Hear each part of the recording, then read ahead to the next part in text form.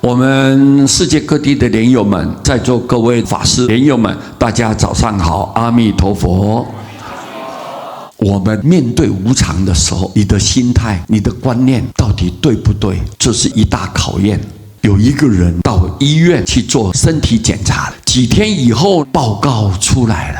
医生就告诉他说：“你得了癌症了，只能再活3个月呀。”他听了以后呢，相当沮丧啊。于是他就辞掉一切的应酬，静静的待在家里面。此时才发觉到家里原来是那么的温馨。走到屋前的小溪，发现溪水潺潺流深，是多么悦耳的乐章。小鱼不断的跳跃出水面，去捕捉那些蚊虫，姿势是多么的美妙。河边的小草绿油油的，努力的往上长着，充分展现它的生命力啊！这个世界原来是这么美呀！感慨着自己以前什么都没有好好用心去生活、去体会呢。如今生命将近尾声了，一切都太慢了。3个月很快就过去了，医院里面又来了一个通知，告诉他资料弄错了，他并没有得到癌症，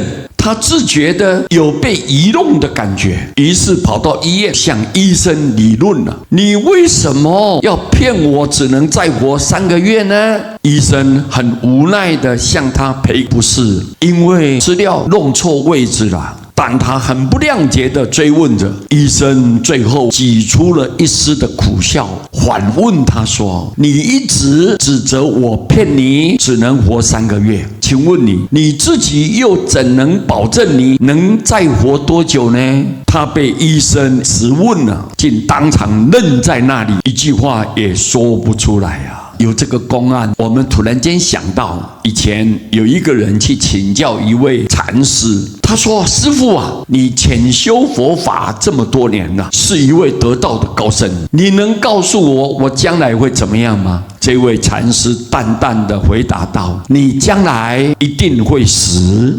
这样的一段回答看起来好像很可笑，但我们任何人都不能否认这个事实。很多人终其一生只顾在人生的舞台上争权夺利，却忘了他自己终将会死啊！如果他能体会出人的生命只是在呼吸间，世界上的东西没有一样是属于自己的，一切都只是暂时借给我们使用罢了。别忘了哦，这个世界我们只有使用权，并没有所有权呐。也许你就会去学习，假如我剩下3个月，我怎么去活的一种生活态度了。各位啊，我们慢慢的去了解到，世间实在是太无常了，变化多端，瞬息万变，所以我们要利用有限的生命，好好的充实自己，过得很有意义的生活。我们除了要多多帮助别人之外，更应该要体会到，我们